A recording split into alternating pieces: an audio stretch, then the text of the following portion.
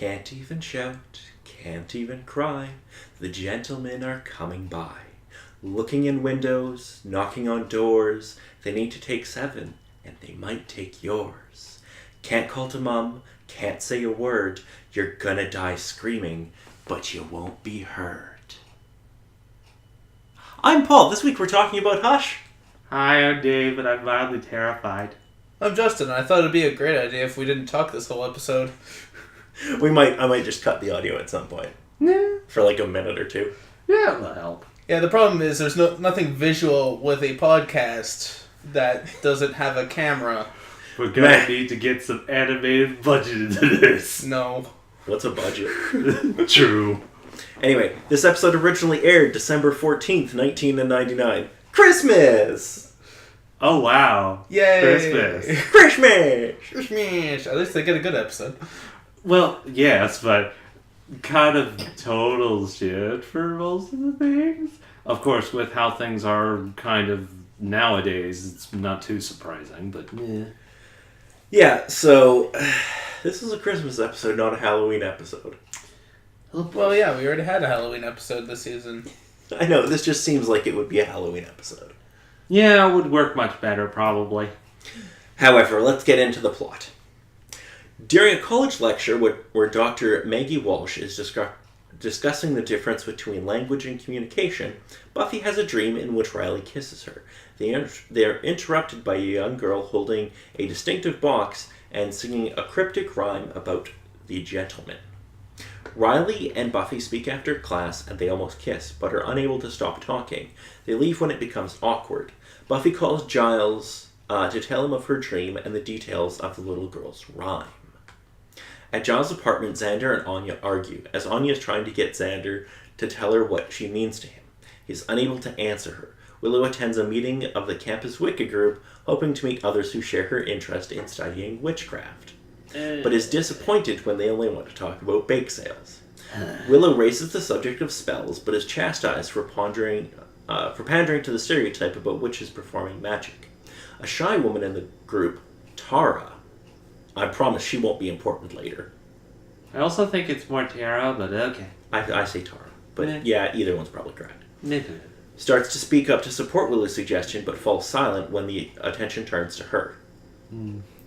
That night, as Sunnydale sleeps, white wisps float from each person's mouth to the belfry, where they settle in the box from Buffy's dream as ghoulish skeletal figures with metal-toothed grins and amazing black suits. They have great suits. They are the gentlemen. Look on. In the morning, Buffy and Willow discover that they are unable to speak and become visibly distressed. They soon discover that everybody is unable to speak. The group gathers at Giles, where they see on the news that the news is reporting that Sunnydale is suffering from an epidemic of laryngitis. Buffy and Riley, each concerned that chaos will ensue, find each other after attempting to keep order in the streets. For the first time, Buffy sees Riley in his paramilitary role as an agent of the Initiative. He, in turn, is aware that she is the Slayer. They exchange a look and then their first kiss before parting to continue their efforts.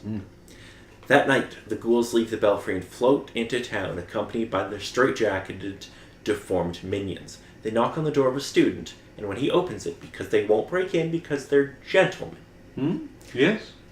they hold him down and carve out his heart while he tries in vain to scream. Oh, I love what they do with the knives. They just kind of take them out and just go tink. And then I love the little suitcase they have and everything. Oh, it's so many good little details. Hey, they need to be professional for the gentlemen. And they pass the knife and it's so good. Oh, and they have the nice pleasant golf clap too. Oh yes, they're brilliant. But then of course you're also gonna have to. They don't show a lot, but it leaves you kind of questioning how long exactly did they take with all that stuff? How long did they leave them with all that particular things? Oh god. They're gentlemen, not savages. So true, but still. At Giles' apartment, his visiting girlfriend, Olivia, is frightened by one of the gentlemen outside of Giles' window.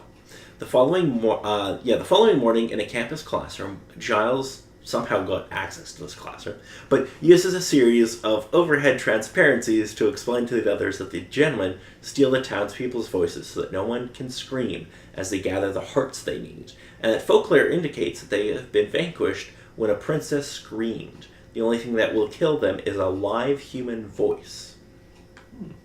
That evening, Anya falls asleep on Giles' sofa while Spike takes a mug full of blood from the refrigerator. Xander enters Giles' apartments as Spike, his mouth wet with blood, bends down to pick something up he dropped in front of the sofa where Anya sleeps. Inferring that Spike bit and drank from Anya, Xander pummels him ferociously until Anya wakes up and stops him. Excited that he fought to defend her, Anya gestures that they should go have sex. It's so funny. And Spike's like, God damn it. Yay! Spike was useful for something. Kind of. Anyway, on her own, Tara finds a spell to help get the town its voice back, and goes out to show it to Willow. On the way to Willow's dorm, she trips, turns around, and sees a gentleman floating towards her, which is a really cool effect. In Willow's dorm, she frantically knocks on doors, which no one will open. The gentlemen steadily pursue her. Willow hears Tara's panic knocking down the hall and exits her room as Tara sprints into her, sending both tumbling. They lock themselves into the lunchroom and try to barricade the door with a vending machine, but it is too heavy for them to move. Willow, injured, sits and concentrates on moving the machine with telekinesis. She fails, but Tara sees what she is doing. They clasp hands, and the machine moves swiftly across the room, blocking the door.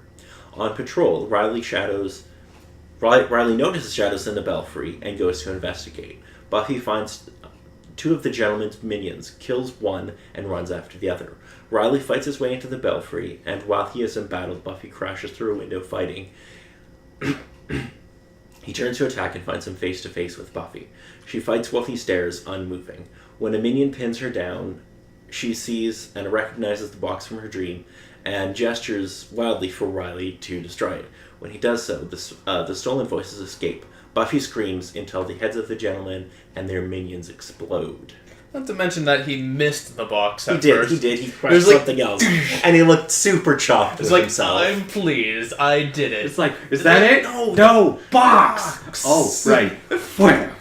The next day, Tara tells Willow that she is special and has significant power. Riley comes to visit Buffy in her dorm room, and they sit facing each other, saying nothing. We need to talk. Yeah. They say nothing. Great job, guys. It worked out perfect. So that was Hush. What did y'all think? It was a good episode. was for all great. the particular stuff, and for the idea of it, it definitely was spooky with the base idea of not being able to speak and having to go through that sort of experience, where I wouldn't say that I was mortified from any of that sort of stuff. I did feel a bit of the feeling from that sort of thing, but in my personal sort of experience, it's nothing that sort of scares me terribly in that sort of sense. But with everything that's within the episode, it definitely works. But oh man, those head explosions. Oh, indeed. The head explosions are pretty great. I love the green yellow fluid that comes out. It looks really good. Yeah, it's fantastic. Okay, so international titles. In French, A Deathly Silence, which is pretty good. That works. Yes. In German, The Big Silence. Yeah. And then in a bunch of other languages, it's just silence. Silence. So, for music in this, it's basically all original score, except for one piece of classical music that they don't have listed. Yeah. Oh, right, because it's playing during when he's doing his basic slideshow thing. Yeah. Mm-hmm. On the projector. Yeah.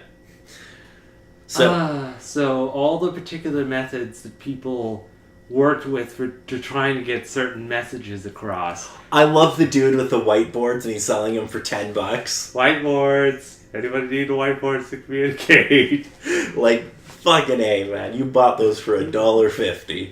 Yeah. Yeah, I'd probably buy one. Oh, you'd have to. Oh, In yeah. most cases. Because I don't speak sign language. I do.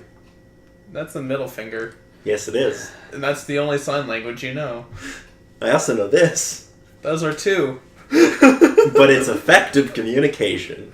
Not really. Yeah, so Giles' little slideshow. It works, but I think he didn't get the right sort of idea for the gentleman taking hearts from particular people. It was far too bloody. They're gentlemen, for goodness sake. Yes, they're not savages. Exactly. They're gentlemen. I do love the little drawings, though. They're just priceless. Nice Yeah, it little childish doodles. They're great. But I just love how he has, like, the perfectly little heart, too, that he's holding. It's not, like, a real heart. no. Yeah, just a nice heart. It's so good. Heart-shaped heart. It was rushed. You didn't have enough time to appropriately draw all the particular valves and whatnot on the heart. It's so good. I think the most interesting thing that I saw was with everyone in the military base, and she literally had the computer system speaking in the computer voice saying, Oh, yeah, it's like Microsoft Sam or whatever that was called. Yeah, and even before that, when they decide to take the elevator, they need their voice recognition. And it's like, and they couldn't overwrite the code because I guess they didn't memorize the code either. And then Yeah, when they get out, she points to the sign that says, in case Dude, of emergency, take stairs. yeah. You idiots. Oh, or the guy that just writes "come on" on a little piece of paper. Come on. Yeah, it's 10 on 10. Oh, Like, it it's is so good. It is great. I think my favorite one, though, was when Willow and Tara were trying to move the vending machine. Just their look like, you know magic? I know magic. Move. Okay, well, don't want to mess with you. Just so perfect. Yeah, so Tara's in the show now. Yay! She's just shy. Yeah, I kind of hate the way that she's introduced. Oh, wouldn't it be good? Because to she's practice really that? shy and doesn't want to interrupt, and she's totally not, like, just, I don't know, boring. She's basically not the talkative one of the group in that group. Well, no, and, like, that's fine. It's just the way that she's written and portrayed. It's just, like, I don't know. There's something about it that just rubs me the wrong way. Nah, it's just a little bit too shy, not really realistic. Just kind of we need a shy person. Oh, so we need someone with almost a crippling anxiety to be a Yeah, character. like, it's to the point where I'm like, how does she function? Like how does she do anything? Because she can't talk, basically. How Nah. do I function? You don't. Oh, okay. But then the comments she brought up about her mom being a fairly powerful witch and with her abilities, and Tara supposedly being able to sense Willow's abilities for what she can do, and also, darn it, Willow, just take a compliment. You are amazing. Yeah, so I wonder if anything will develop between Tara and Willow. I mean, it won't. Oh, I clearly. think it was wonder. love at first sight. No, this is a good American Christian show. They won't do that. Are you getting the sarcasm? Oh, I'm pretty sure a lot of Americans thought that at the time. Nah. Yeah, I mean, so I'm going to spoil something for you. They're not going to show anything physical between Willow and Tara until season 5. Okay, that's fine. Yeah. Because the network wouldn't allow them. Okay, that makes sense. Alright. That makes sense. Fine. Because they were like, no. Wait, you want a lesbian couple within this show? Huh. Oh my god. Yeah, like, not until the middle of season 5 will you see anything physical between them. Okay. This is preposterous. I know. Cannot show this on television. Two people loving each other. Yeah, well, I think the biggest part was that the show was aimed at younger audiences. Yeah. That was probably, like, the more of, like, what fueled that controversy. Yeah, But yeah. yeah, it's kind of just stupid. Yeah, all the blood and guts is fine. I mean... Yeah, no, the violence and everything, fine with that. Yeah. But a gay couple on screen, no. Can't have that. If only it was the stupidest thing, but I've heard far stupider things. We've had decapitations on this show, but... Yeah, I mean, Whatever. we literally had, oh yeah, right when, their, heads exploded, I just kind of thought of the, that one, Jack Black song. Oh, yeah. I know Master what Explorer or something Yeah. like that. Ah, yes. I did Sorry. not mean to blow your mind. My voice is fucking powerful. Alrighty, so do either of you have anything left to add about Hush? I think the only one last thing to be commented is just to. But if it. But it's. Hush! Okay, so next week we'll be talking about Doomed. Doomed? It's not Doom, though. Because Aw. Doom is a great game. I'm sure it is. I haven't played it. Play the original Doom. I want to. It's like $2 on Steam. Go buy Doom. David, shut up. I'm not sure what that is for. I don't either. Okay, so in Doomed, an earthquake hits Sunnydale, signifying yet another apocalypse, because we haven't had enough of those. Oh, because Welcome to the Hell Now. Because all earthquakes are obviously unnatural. Well, in Sunnydale, yeah. Hello, welcome to Sunnydale, home of the Hell Now. The gang must return to the remains of Sunnydale High to stop it. And Buffy and Riley are going to struggle with each other's secrets. Oh yeah, because they kind of ended on a cliffhanger, sort of. Yeah, I kind of know that you kind of worked with taking care of all this paranormal stuff, and you know that I work with the military sort of peoples for stuff and the things. We need to talk. Okay. Good talk, guys. And then I would just imagine then they just kind of walk their separate ways somehow, but no, I'm pretty sure they just come back to that by next episode. Yeah, so, it's going to be good. It's going to be a good time. Yeah. There's Sure. There's a bunch of good episodes in the rest of the season. Good. Nothing as bad as beer bad. Well, there's one episode in season 6 that some people claim is worse, but I completely disagree. I would have to see it to believe it. Yes, it's an episode called Double Meat Palace, but we will not be getting there for a while. Well, yeah. And that's the episode where Buffy has to take a job at a fast food place. That Oh, sounds 10 out of 10 right there.